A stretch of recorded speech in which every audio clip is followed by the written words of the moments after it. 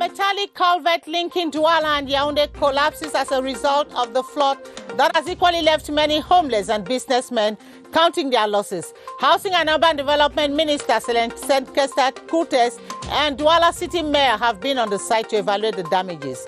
The modernized car registration certificate introduced by Transport Ministry on August 17 goes into effect on Monday, August 24 to replace the old format. What does the modernized version look like and its advantages? Find out in this newscast. Plus, the world commemorates the International Day for remembrance of slave trade and its abolition. As we go down memory lane, we celebrate the broken chains. CRTV zooms in on Cameroons over 6,000 artifacts in museums abroad. And those are headlines. Good evening. Thanks for joining us on this edition of the 7:30 News. I'm Gladys, TATAH.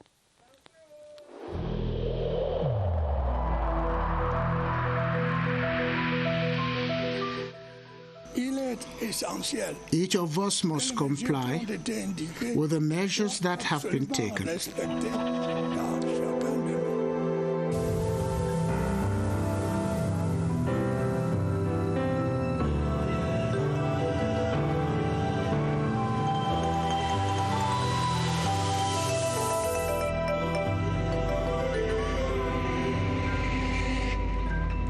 Welcome back.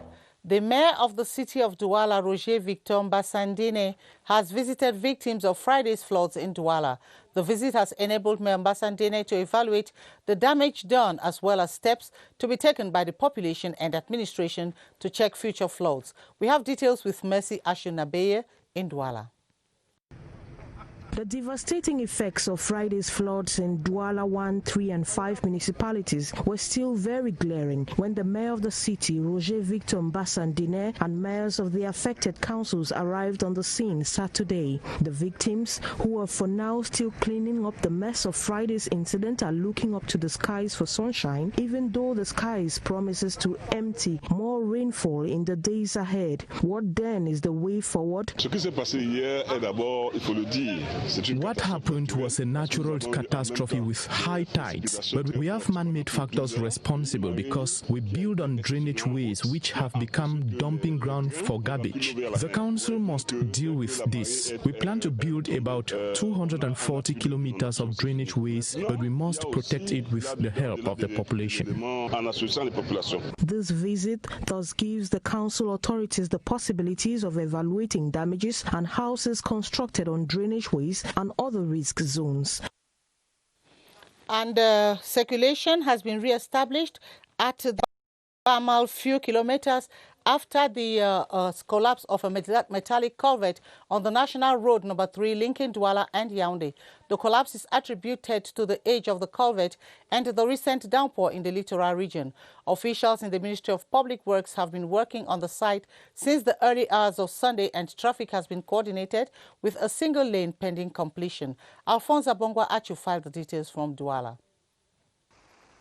This is the umpteenth time an aging metallic culvert is collapsing on the National Road number 3. The road, the busiest in the country, links the two most important cities, Yaoundé and Douala, as well as landlocked Central African Republic and Chad. Constructed close to 4 decades ago, the metallic culverts are therefore out of age. But less than 3 years ago, the Ministry of Public Works had launched rehabilitation works on the 243-kilometer highway to replace culverts with concrete bridges, a project estimated at 47 billion CFA francs. The collapse of the culvert at Lokbamal, few kilometers after Edea, has also been blamed on intense rainfall in the region for the last few days. Agents of the Ministry of Public Works have been on the site since the night of Saturday breaking Sunday to immediately re-establish circulation. The Director of Maintenance and the Protection of National Patrimony at the Ministry of Public Works, Michel Innocent Mbem Ngombe, says they deviated traffic on a single lane of the road, stocking the side of the collapsed culvert with blocks of pillow rocks. The works have been completed and circulation has once more become fluid between Douala and Yaoundé. The official says rehabilitation works on other aging culverts already identified by the Ministry of Public Works will continue in the days ahead. Cameroon joins the globe to commemorate the International Day for the Remembrance of Slave Trade and its abolition. On the occasion, our newsroom took an interest in what has become of Cameroon's artifacts exhibited in foreign museums 2 years after French President Emmanuel Macron expressed the wish to restitute artifacts of African origin back to interested countries. In the following write-up, Beatrice Ngom says Cameroon has about 6,000 artifacts in France and their repatriation can only be through state negotiations. A canoe made by Cameroonians now in a Senegalese museum. It's just one out of many other artifacts looted from Cameroon in the colonial days. The throne of Mbombo, who was the 11th monarch in the Bamoun, is there.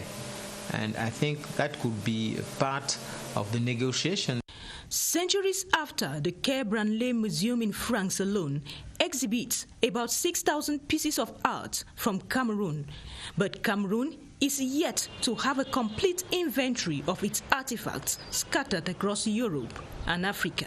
I think that will be part of an aspect of the inventory the ministry is organizing. 2 years ago, France expressed the need to restitute back to African countries their artifacts. But only negotiations between states can seal the repatriation deal.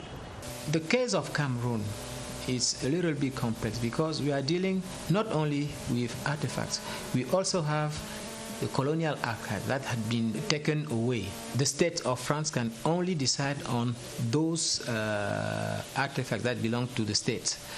Cameroon is using the World Day for the memorialization of the transatlantic slave trade and its abolition this August 23rd to push through its advocacy for a return of part of its history still in foreign. Let's come back to the floods that happened in Douala on Friday. And the Minister of Housing and Urban Development, Celestin Kecha-Cotes, has visited some neighborhoods in the Douala affected by floods last Friday, as you heard. She was accompanied by the Secretary of State in charge of housing, the Douala City Mayor, and other administrative officials. She has equally made a stop at the Sablembanya Bridge, which overflowed and blocked circulation, Malange in Bedi, where water flooded at roof level, Makepe, Misoke, and Besenge. The minister equally extended the compassion of government to the affected population and cautioned them on the dangers of building houses and dumping plastic bottles on ways. Minister Kuches, however, instructed the City Council to quickly clear waterways in flood-prone areas in synergy with the population in order to prevent such flooding, which has left many homeless. And on to other news, we shall be talking on we shall come back to the National Commission for the Promotion of Bilingualism and Multiculturalism, which will begin an evaluation mission to government ministries tomorrow, Monday. And this will enable them assist the effective implementation of the policy on the promotion of the 2 official languages in ministries. Ebenezer Akanga previews the evaluation mission in the following report. This will be the second evaluation mission to be carried out in ministries by the National Commission for the Promotion of Bilingualism and Multiculturalism. The objective is to assess the effective implementation of the policy on the promotion of official languages in ministries. The evaluation mission comes after the promulgation of the law of December 24, 2019 on the promotion of official languages in Cameroon. The law upholds the principle of equality in the use of both official languages, that is, English and French, in the country. So the evaluation mission will ensure that bilingualism is entrenched in their institutions and in the services they render to the public. The National Commission for the Promotion of Bilingualism and Multiculturalism was created on January 23, 2017, with a view to maintaining peace, consolidating the country's national unity, and strengthening its people's willingness and day-to-day experience with respect to living together. As you heard in our top story, the new format for car registration certificate goes operational Monday, August 24, 2020. In the report that follows, Luma Slim Davis does a comparative analysis of the old and new car registration certificates. The transport sector is subject to changes in accordance with the dictates of the times to ensure better administrative handling. The most recent of the expected changes is the introduction of a new vehicle certificate that contains information on the vehicle and its owner. The procedure in acquiring the new vehicle certificate does not differ much from the former practice, but there is a difference in the immatriculation registration form, which now bears a codification number. The process of obtaining a vehicle certificate now becomes lighter, and the size of the new certificate is reduced. It is important to also note that vehicles with 4 figures on the number plate have up to December 2020 to change to the new order of things. However, number plates with 3 figures will run through to the expiring date before they could be changed. And as part of measures to modernize the transport sector, the Ministry of Transport has introduced a revised protocol for car registration certificates. And the new document has a new format that will help fight fraud in the issuance of car registration certificate. What are the advantages of the new card and what becomes of the old ones? Beatrice Ngum went investigating and has the following details. These vehicles plying the streets of Yaoundé all own a car registration certificate, a document that needs to be updated every after 10 years for security purposes. It has security measures that makes it very difficult for somebody else to reproduce this document. Car owners with a computerized old car registration certificate have no issues for now. They have not been asked to come and change the document, so they have to keep this document because it is still valid. Holders of a manual car identification certificate have to comply or face the law. They have right up to the 31st of December to change those manual cards to a computerized car registration certificate. Officials of the Transport Ministry say this new card document can be obtained in record time. You can have your car registration certificate issued to you within a deadline that's less than 48 hours. With the new document, frauds in the transport sector will be reduced. Checks ranging from 2 to 5 million CFA francs have been handed over to 20 of the 50 youths shortlisted for the ZEN Project, an initiative of the Small and Medium-Sized Enterprises Promotion Agency to encourage local entrepreneurship. The beneficiaries received their respective checks from the Minister of Small and Medium-Sized Enterprises, Achille Basilekin Troa in Yaoundé. Details with Alice Mbey. These are the 20 laureates who have benefited subvention of between 2 to 5 million CFA francs from the Small and Medium-Sized Promotion Agency. We didn't have a drying machine, but now we're going to get a drying machine to make our production faster. An initial 50 projects submitted for a competition intended to encourage and promote local entrepreneurship that saw the participation of youths, adults, and those being socially integrated into society. Innovation is at the heart of our society. There are so many challenges, but those who have been able to secure some assistance here will certainly be assisted again. By year 2, we will reach an assistance of more than 1 billion. The ZEN project covers a wide range of domains from health, sports, politics to socio-economic, an initiative which intends to empower and accompany local entrepreneurship to boost the local industry in Cameroon. The Emmanuel Women's Association, MOA, has joined the COVID-19 campaign caravan. This by donating anti-COVID-19 kits to some internally displaced persons in a ceremony which coincided with the association's 20th anniversary. Gerard Nanji Yambe completes the story in the following report. The socio-political situation in the southwest drove them out of their comfort zone, and now they also have to grapple with the coronavirus. But the IDPs have not been abandoned. The Emmanuel Women's Association is partnering with the Cameroon Young Jurists Association to assist them. To donate anti-COVID material to the less privileged, especially the internally displaced persons who are void of financial aid, increase the awareness and help to mitigate the spread of this disease.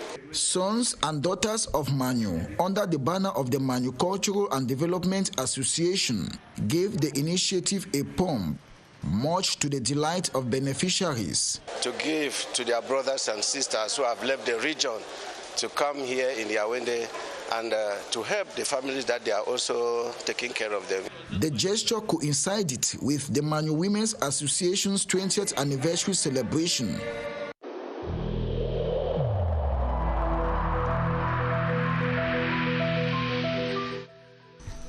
The wearing of face masks in public places will be mandatory until further notice.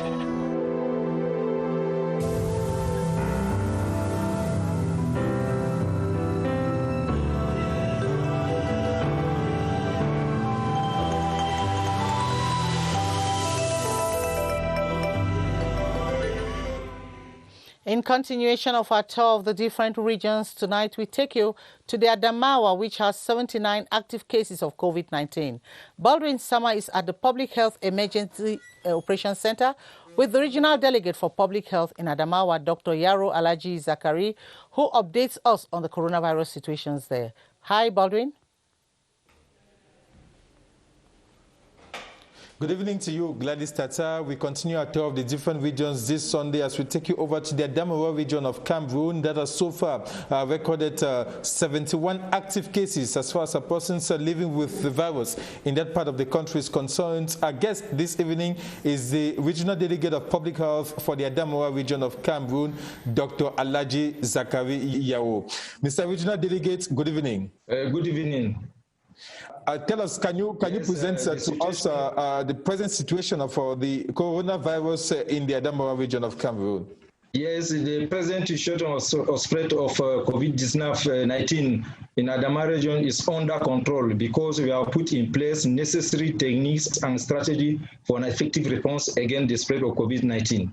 Note also that 6 out of 9 health districts are infected. 3 are silent, Bankim, Banyo, and Tinya. We have recorded sporadic cases in health districts like Johon, 3 cases, Tibati, 3 cases, Ngaundal, 2 cases, and Maiganga, 1 cases. All are currently recovered. We want to clarify here that the epicenter of the COVID-19 infection in the city is in the city of Ngaundere with 225 cases out of 234. That's the situation actually. And what measures have you put in place in that part of the country so as to limit the spread of the coronavirus in the Damawa?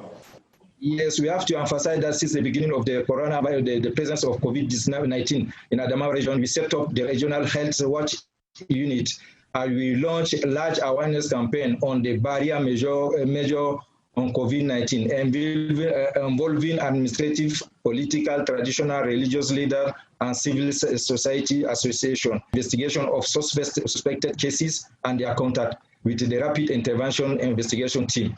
And we have moved to the second phase with the strategy of tracking, testing, and treats. We have installed fixed screening station at the regional hospital, Protestant hospital, and subdivisional medical center of DAM. We also did the screening at the request of public and para-public private services in the region. We recorded in this... Regional delegates for being a guest on the 7:30 newscast this evening. Gladys TATAH, that's the situation in the Damawa region of Cameroon. Next weekend, Saturday and Sunday, we will continue our tour of the different regions as we take you to the northwest and southwest regions of the country. Back to you, Gladys. Thank you very much for those updates, Baldwin Sama.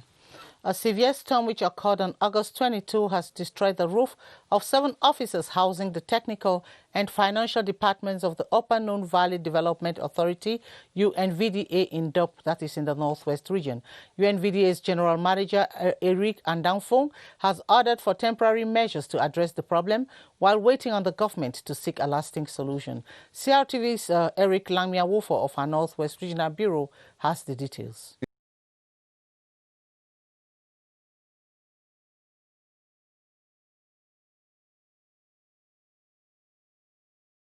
To do the repairs that you have seen. So I will cease my titular ministry by Tuesday All documents related to this evaluation will be available and transmitted to Yaoundé thereof. Gokutunja's Senior Divisional Officer Henderson Kweton Konge was at the UNVDA head office to examine the situation following Saturday afternoon's rainstorm. Here, important documents and equipment have been destroyed. We have a laser printer for the printing of plants that rain has already destroyed. We use it every day to map out our sites. The Upper North Valley Development Authority, UNVD, is an agro-industry that works towards stepping up the production of rice in the Dop Plain, which covers parts of Gokutunja, Bui and Nezan divisions of the Northwest, as well as the Nun division of the West region. It currently has a production capacity of 11,000 tons of rice a year. Chief Justice Manfred Achia Nawango has been designated by kingmakers as the new second-class traditional ruler of Ekondo Titi Chiefdom, ZEN Division Southwest Region. He replaces Dr. Eso Ito Stephen, who disappeared on August 12, 2018. Gerard Nanji completes that story. The Ekondo Titi chieftaincy has been vacant for the past 2 years, following the passing on of Chief Dr. Eso Ito Stephen on August 12, 2018.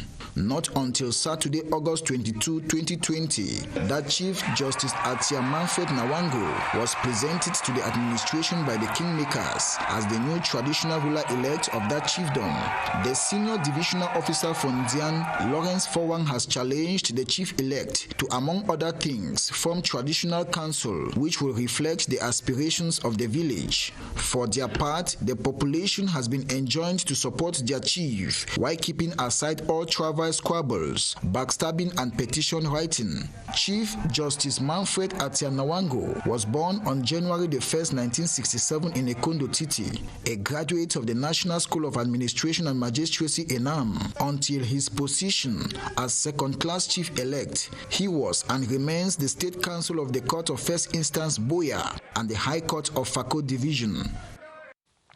The first and last chapter of our running series of illegal exploitation of forest resources in the Sanaga Maritime Division of the Littoral Region focuses on solutions to curb the problem. Officials of the Regional Delegation for Forestry insist that the local population should not compromise with culprits. Council should request for communal forests, while villagers should seek for the creation of community forests. Alphonse Abongwa Ashu reports from Douala. Before any exploitation is carried out in local communities, there is a process to follow scrupulously. You cannot start exploiting forest in a village without showing legal documents authorizing you. This act is presided an awareness creation meeting to the population presided over by the SDOs or the DOs. This suggests that the population must stay clear of any corruption network involved in the forest exploitation by openly denouncing.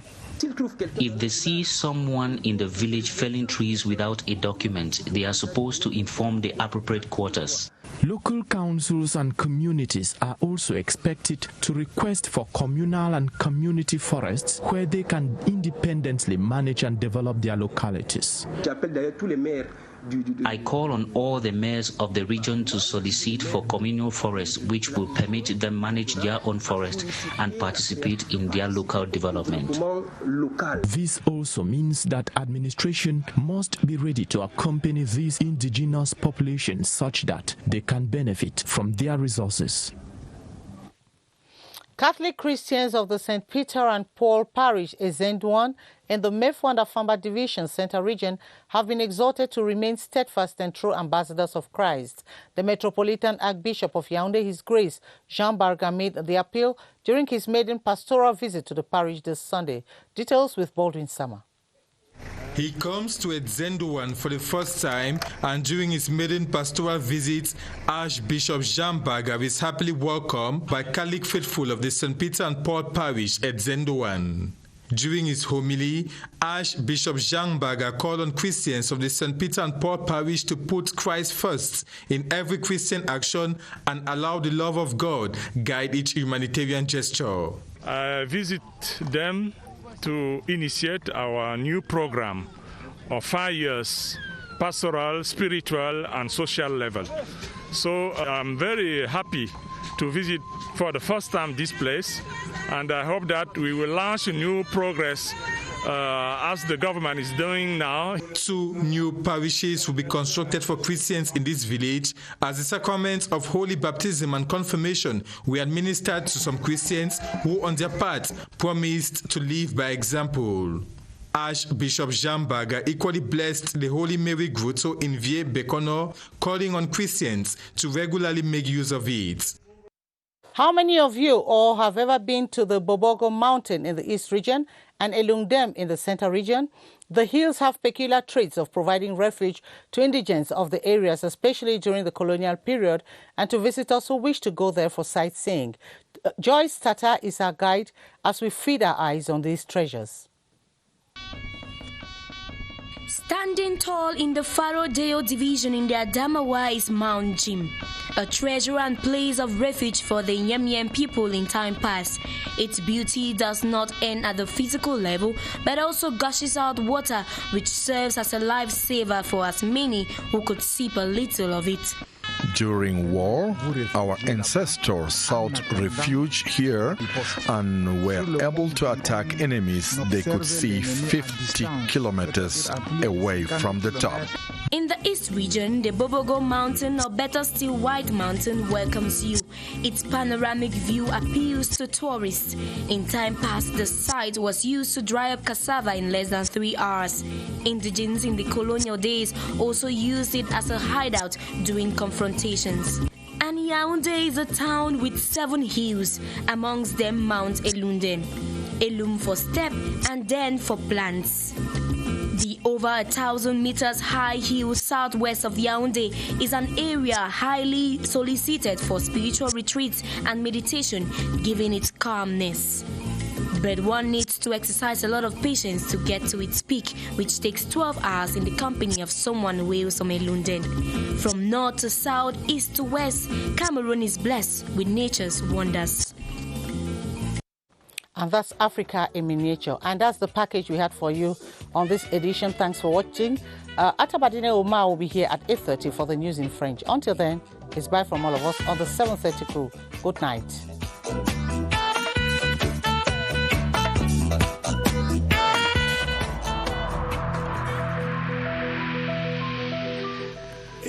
In this connection, we should avoid stigmatizing